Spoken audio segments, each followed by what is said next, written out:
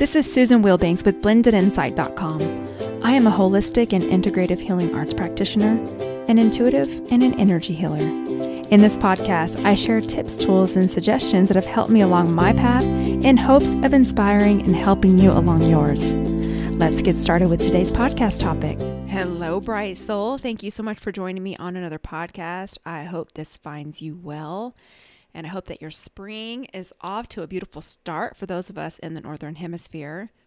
And let's see, what's been going on here? Not really all that much. Same thing, working out, getting stronger, reading, developing, growing. Work's been busy. Clients are busy, just continuing to serve and show up in all the ways that I do. And I'm over here sipping a protein shake. I've been seeing all of these advertisements for this Ninja Creamy. And I don't know if you all have heard of it, but it's an ice cream maker. And, you know, a lot of times we fall prey to these gadgets that we don't use. But I will say I use my Instant Pot. I use my air fryer. I've had a Vitamix for, 15 years, and I still use it. It's still going.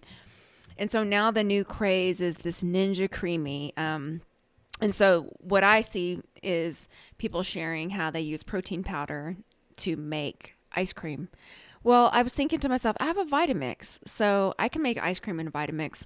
So I was using some of my protein powder and putting a lot of ice in and sugar-free pudding mix. Anyway, it just made a really thick, almost frosty-like protein shake that is taking me forever to get down. It is so much. But anyway, I don't know if you guys have heard of the Ninja Creamy. This isn't an advertisement. I have no affiliation, and I don't even know anyone personally that has them. It's just people that I follow for recipes and high protein meals that are very creative in the kitchen. They're the ones showing all these things that they're doing with this Ninja Creamy. So anyway, I thought, well, there's so many things that we can fall prey to, and then we end up just going back to the basics, right? Although, again, I will say the gadgets that I have, I actually really do use. But anyway, as I'm stirring my incredibly thick protein shake that is not ice cream, and I don't want to freeze it because I've done that before, and then I don't like the consistency of it. And that's the thing with this Ninja Creamy. They mix it, put it in the freezer for 2 hours, and then when they take it out and put it under this machine, the machine then turns it into ice cream or sorbet or whatever. But anyway, neither here nor there. That's random thoughts this morning as I'm stirring my incredibly thick protein shake that I've been sipping on for an hour, and it's not even halfway down. But I'm going to get it down because I got to get my protein in. All right, so let's go into the topic for today, and that is watering the things that matter. Now, a lot of times when I go to the gym, I listen to, it varies what I listen to, but oftentimes I'll listen to motivational content or inspirational content instead of music. And it really just puts me in a different headspace. It depends on how hard my workout is. A lot of times I've just switched to music, and I will say that I was listening to a compilation and they were talking about things, focusing your attention and your time on things that matter. And one of the reasons I brought up the Ninja Creamy thing is because that doesn't really matter. These are just material things in this world, that could or could not make our life easier. It's probably marketing, to get the company Ninja that I have no affiliation with. I don't even own anything Ninja related, but to get them more money, and how we can fall prey to these things and how we can fall into the trap of thinking we need things or focusing our attention on things that really don't serve us. Now, I'm not saying I wouldn't be opposed if someone wanted to gift me a Ninja Creamy. I would be so grateful. I'm not saying that. But you got to create space in your life to contemplate on the things that really matter, and then put your energy and your time on those things as the priority.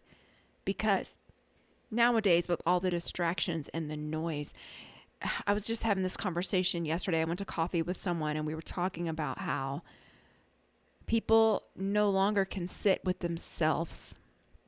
They've got to always have a TV on or background noise, or there's always got to be some kind of racket or distraction. They almost use it as a companion instead of sitting how nature intended, quietly, sitting outside and interacting with things around you, getting off the phone, disconnecting, getting it all the way away from you, completely disconnecting and actually engaging in your environment, getting away from the screens. We don't spend time outside the way we used to, and it's so beneficial. It's grounding, it regulates your nervous system, and it resets you, because in this modern day technology era that we're in, people don't ever want to be bored. They don't allow themselves to sit and be bored. And is it boredom or is it stillness? Because I can tell you, I can sit in utter silence and do nothing and just sit and observe. I've trained myself to do it. It's a practice. And when I look around at people that have frustrated their life with chaos and using all of their time and energy on things that don't even matter, whatever the latest celebrity is doing, we don't even know if that's true. It's a spun agenda. You don't know that person personally. There's usually something behind it, some kind of distraction, and you don't even know the person. And you get all caught up in talking about it. I have a friend that does this all the time. She's obsessed with like celebrities, and I don't care. I don't know the people. I don't care. It's not worth my time. It's not worth my energy.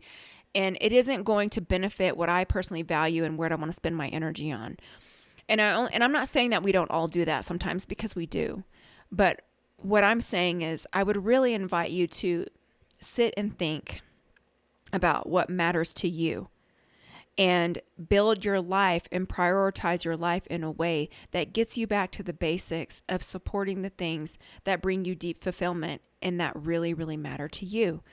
What really matters to me is connection, my health, my deep sense of purpose. I want to be a beneficial presence on the planet.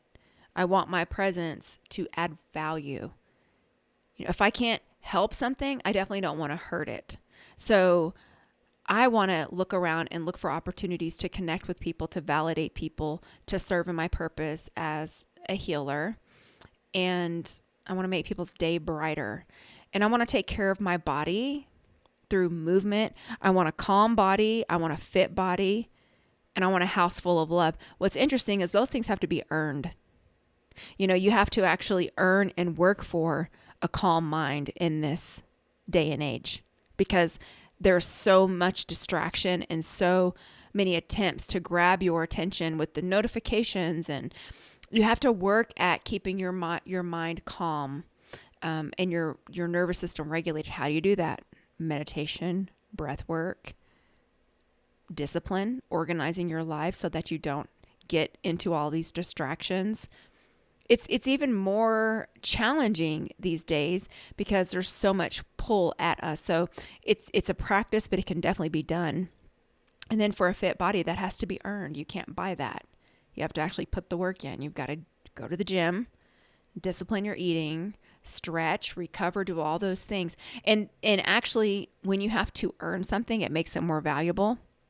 If everyone had it, it wouldn't be really that big of a deal. It wouldn't even be anything to be striving for, or wouldn't be anything to be proud of, because everyone has it. So that's something that you can't buy. You have to earn it, right?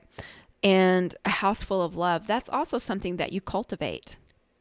How do you cultivate it? By being who you are, by being a loving being. The world wants to pull you into a negative, angry place. The world is looking for occasions to be offended and to get everyone riled up. That's what the news does. All it does is report bad news, something to put you in fear mode. They're always wanting to scare you, to dysregulate your nervous system so you're easily controlled. So it takes an actual practice to go back to who you are, which is a being of love, and to love even people that are so inundated in the world and so chaotic and not anywhere near the level of wanting to devote themselves to a spiritual practice, a calm mind. And I'm not even judging, because everyone's path is different. But I'm saying that it takes time and effort, and it takes a conscious decision and aligned choices to support those decisions to create that for yourself. But it really starts with identifying, what do you value? And then watering those things that you value. The other thing is not watering things that don't matter. So a lot of times people get into victim mentality and they feel like they're a victim. I hear this a lot, and it's defeating. It's exhausting. No one wants to be around it. And they don't even realize that they're doing it to themselves. But let's just say you're working with someone and you have a disagreement with someone. there's a couple of ways you can interpret that. That person could be going through something. That person may just not like you. Usually, though, they are treating you in a way based on what's going on with them. Because though I have had disagreements at work with people, I'm not ugly to them. I'm not rude to them. And none of those things, because that's not who I am. Even though I don't particularly like the person, I don't like the way they treated me, I can forgive and move on. Because that is who I am as a person, and that's my practice. A person that holds grudges and is always feeling bullied and feels like they're in victim mode. Victim, victim, victim. So too, someone who's in victim mode, they're a victim in every circumstance. It goes back to your mindset and how you choose to process things. And I had to shift this for myself. And it took work. And it took me not continuing to tell everyone what a victim I am. And this person did that. And this person, because when you're doing that, you're energizing those thought forms and you're making it bigger and bigger and bigger. Not only are you drawing more opportunities for that to happen because you've created a huge thought form doing it, but you're also pushing people away that have the type of mindset that will probably serve you better. What you're doing is you're pulling other people in, and they'll tell you stories of how they're victimized, and you guys can have a huge victim party, and you're probably stuck and stagnant, not going to go anywhere because you're in a vibration that's very limiting.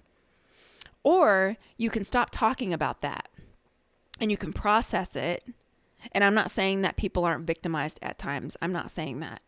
I'm saying that really and honestly and truly, it's where you're putting your attention. So you could have something happen to you, and it could be painful, and you can move through those emotions. And then you can just say, you know what? I don't know why this is happening to me or why this happened to me, but I want to choose a better feeling thought. I want to process it, do therapy, whatever, move through it, and then start aligning with something that feels better. This is the way that I've shifted this in my life. I've never really seen someone continually talking about a negative experience lifting them up. I've never seen that happen unless you've moved through it and you are actually saying, hey, this happened to me. You're showing someone like, this happened to me, and I felt this way, I felt that way, and then here's how I shifted it, and here I am today and how I feel. That's different. That's someone that has been through something that's relatable, that can inspire you. That's completely different. What I'm talking about is people that are just constantly, I don't know why this is happening to me, and I'm such a victim, and it's very limiting. And so when I used to find myself doing this, I would just stop.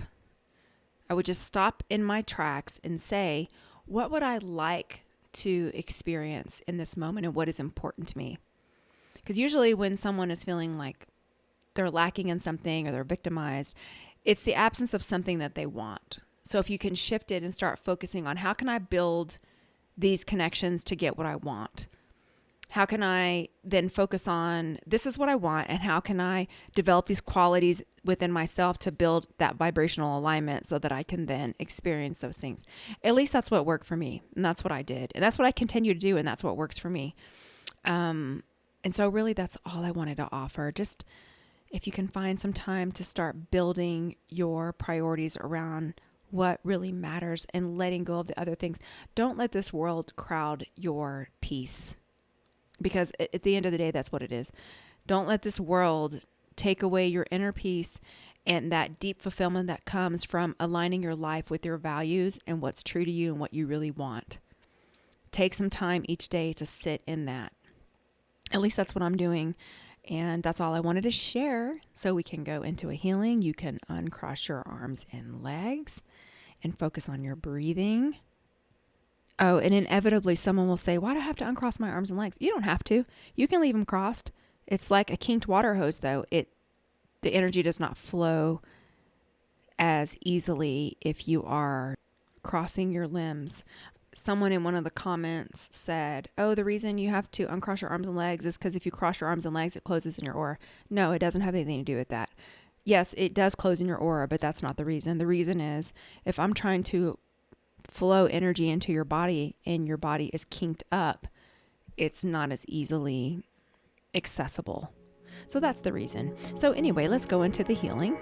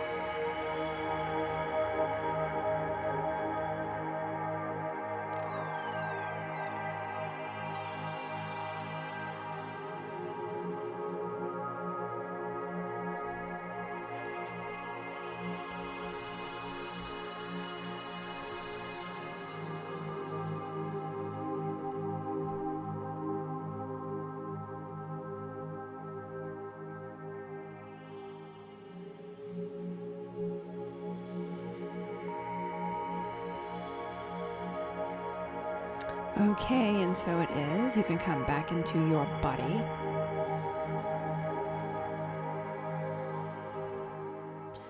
If you haven't subscribed to my newsletter, you can do so over at blendedinsight.com. I haven't sent out anything in a very long time, but that is the way that I send things out when I do have announcements to make, and I send it there first. And as always, I want to wish you a beautiful week. Take care. Bye-bye.